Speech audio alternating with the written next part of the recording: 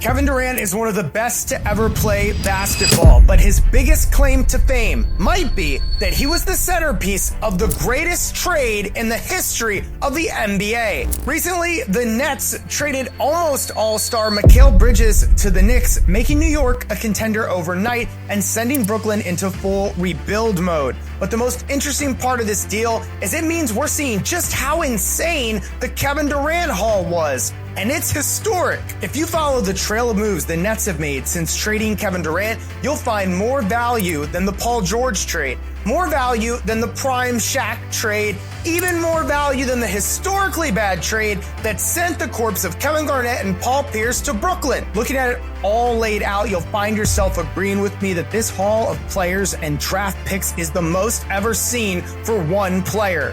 To understand what the Nets got for getting rid of Durant, you have to start by looking at how the Nets got Durant. Newspapers called it the clean sweep when they signed Kevin Durant, Kyrie Irving, and someone pretending to be DeAndre Jordan in the summer of 2019. Doing this with just the Nets cap space meant that they added these three players without giving up any assets. In fact, they were even given a second-round draft pick by the Warriors in exchange for trading Kevin Durant for D'Angelo Russell. Even though Durant was going to be rehabbing his Achilles for the entire first year of that contract, the Nets gave him a 4-year max and were happy to wait 1 year in order to have a real contender. There were still some highlights, though. In that year where Durant was rehabbing his leg in the 20 games Kyrie played, he was unreal, putting up 50 points in his debut game. The Nets were not just content to go all in with Kyrie and Durant, so they also traded a ton of draft capital and young talent for the former MVP and currently fat James Harden. After that Harden deal, the Rockets now own the Nets' future, but that was fine, because people thought the Nets were in the middle of a dynasty. Lifelong fans rejoiced, but the Nets would tiptoe around getting a championship, falling so short, or maybe long, depending on how you think about it. One by one, the Nets stars were traded until it was just Kevin Durant left. And Kevin Durant doesn't believe in lone wolfing. He's more of the power of friendship guy.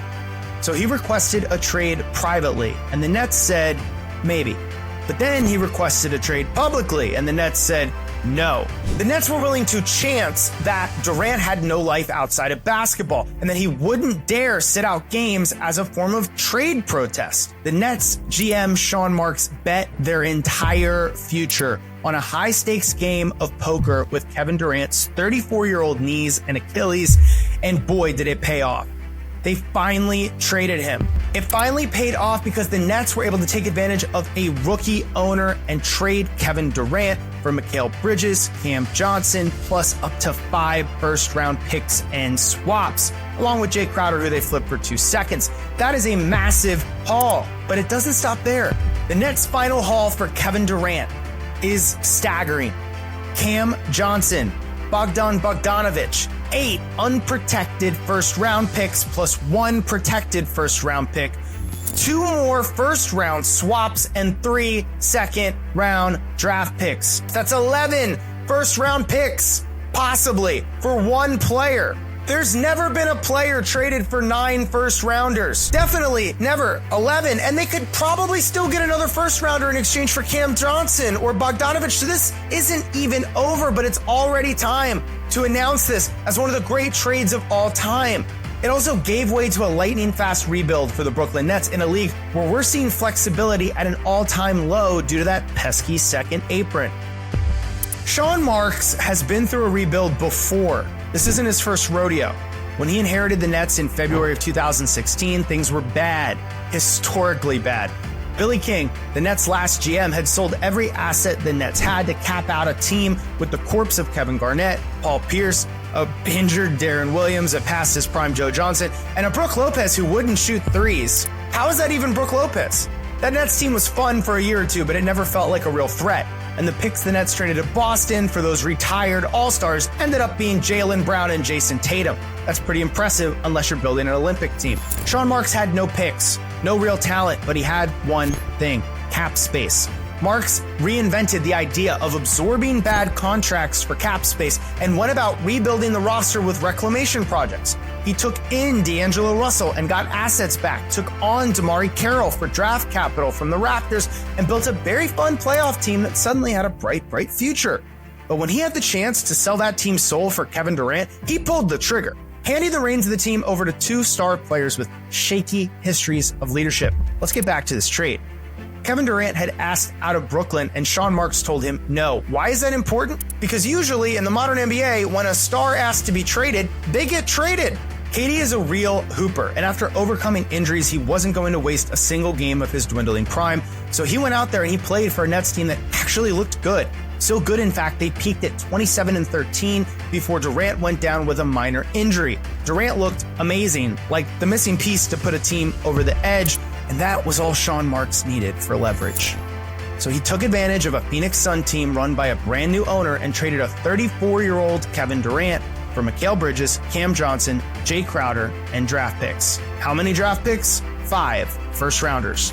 That's an insane haul for Durant. With a bunch of teams trying and failing to trade for Mikal Bridges the same offseason, there were reports the Nets turned down up to 4 firsts in exchange for Mikal.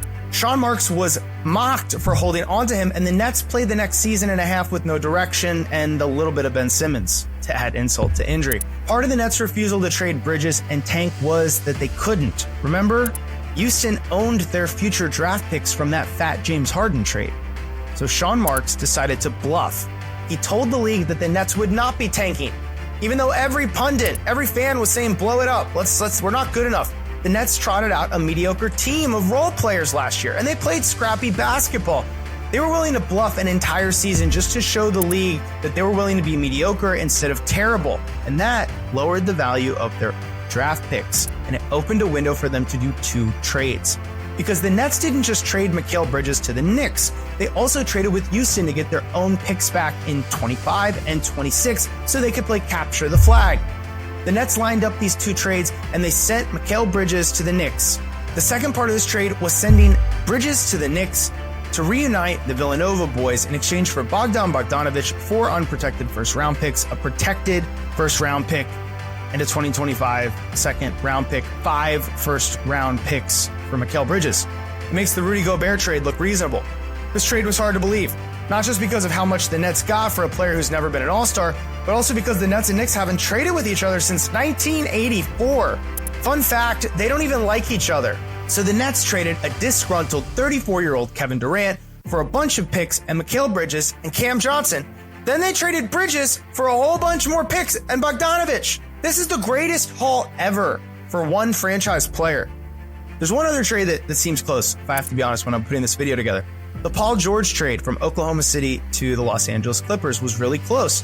The Clippers gave up SGA and a pick that would later become Jalen Williams. You have to understand, Paul George at the time of that trade was 29, 5 years younger than Durant, and he was playing all NBA caliber ball for the Clippers when he was healthy. So the Clippers gave up a lot, but they also got a lot too. So what's your favorite trade of all time? Do you think this one is the biggest value that has ever happened? I know I'm combining 2 trades, but I'm saying what the Nets got for Kevin Durant. I hope you'll forgive me.